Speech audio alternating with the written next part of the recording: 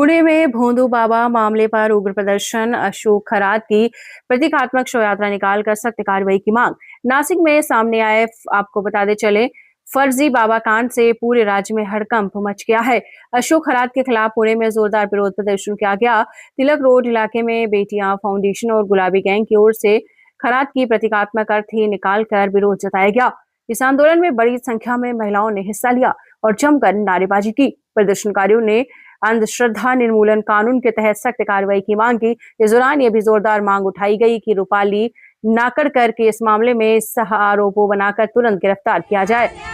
बेटिया फाउंडेशन के अध्यक्ष संगीता तिवारी ने आरोप लगाया है कि रूपाली चाकड़कर अशोक खरात की करीबी सहयोगी थी। उन्होंने आर्थिक लेन देन और महिलाओं की व्यवस्था जैसे गंभीर कामों में भूमिका निभाई और ऐसा भी आरोप लगाया है कि इसलिए पूरे मामले की गहराई से जांच कर सभी संबंधित लोगों पर कड़ी कार्रवाई की जाए, ऐसी मांग उन्होंने की है।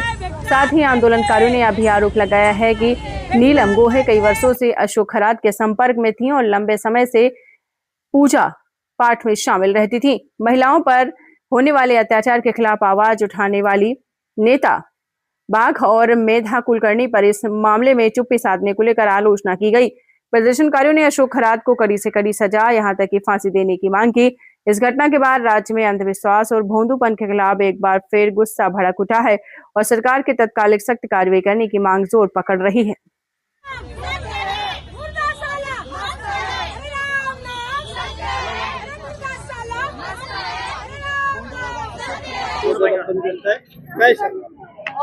आम्ही सांगण्यासाठी काहीच उरलं नाहीये दादा।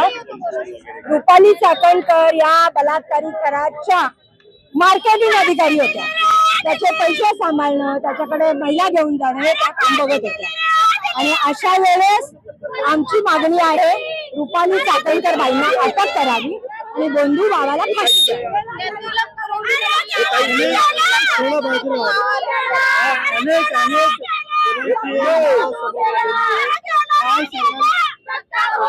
नीलम गोरे या गेले 7 वर्ष तिथे जात होत्या, 3-3 तासाच्या पूजा करत होत्या। म्हणजे महाराष्ट्रात एखाद्या महिलेवर बलात्कार झाला तर नीलम ताई आगे 100 कॅमेरा पीछे अशा होत्या आणि आता त्यांना काहीच नाही, कारण का त्या तिथे जात होत्या, भक्त होत्या, नाडा बांधला होता त्यांच्या हातात मंत्रीपदासाठी, आमदारकीसाठी। म्हणून तुम्ही गप्प आहात। चित्रा वाघ गुहेत जाऊन बसलेत गप्प, मेधा कुलकर्णी गप्प। म्हणजे आज पुण्यामध्ये तर मी विचारते, सगळ्या महिला गायब कुठे आहेत? नगरसेविका, आमदार का गप्प आहे? तुमच्या आई बहिणींबरोबर असं झालं असतं तर काय केलं असतं? खरंच पुण्यातल्या महिला प्रतिनिधी गायब आहेत का हरवल्यात हा प्रश्नचिन्हच आहे।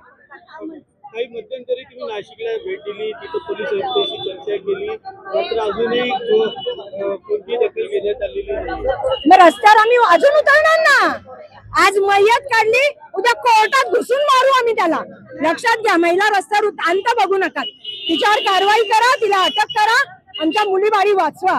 कारण का जर रक्षकच भक्षक झाले तर शासनाने काहीतरी केलं पाहिजे। महिला आयोगावर असून तू मुलींचं शोषण होऊ देत होती, त्याला मुली पुरवत होती, लाज नाही वाटत त्या बाईला? आणि खराच सारखे बंधू निर्माण होऊ नये म्हणून चौरंगा करा। एक तर उदाहरण द्या हो, छत्रपती शिवाजी महाराजांचं नाव घेऊन मत मागता, लाज वाटली पाहिजे। त्यांचं ऐका ना, करा ना एक चौरंगा। पत्र देखील पाठवणार आहे। हो, आज आम्ही पत्र पाठवणार आहे। पत्र दे ही अशी आम्ही सगळ्या महिला पत्र पाठवतो की ज्याच्यामध्ये मुख्यमंत्र्यांना देवाभाऊ आमच्या महिलांचं गाऱ्हाण ऐका आणि आम्हाला न्याय द्या। मुख्यमंत्र्यांनी म्हणले फोटो असतो त्यांच्या बरोबर, म्हणजे त्यात काय दोषी असेल असं काय म्हणताय? म्हणजे बलात्काराबरोबर आम्ही फोटो काढू का उद्या? मुख्यमंत्री काही करणार नाहीत? आमचा प्रश्न आहे मुख्यमंत्र्यांना, एक बलात्कारी म्हणजे 25 वर्षापासून लहान मुलींपासून महिलांवर अत्याचार करतोय, त्याच्या ही महिला आयोगाची अध्यक्ष पाय पूजत होती, पूजा करत होती। मुख्यमंत्री तरी थोडं विचार करून बोला। मुख्यमंत्री आता म्हणून पत्र लिहिलं आम्ही की आम्ही पत्र देतो, जागे होतील, एक भाऊ जागा होईल। झोपलाय का आमचा भाऊ? पढ़ते रहिए fight against criminal daily newspaper.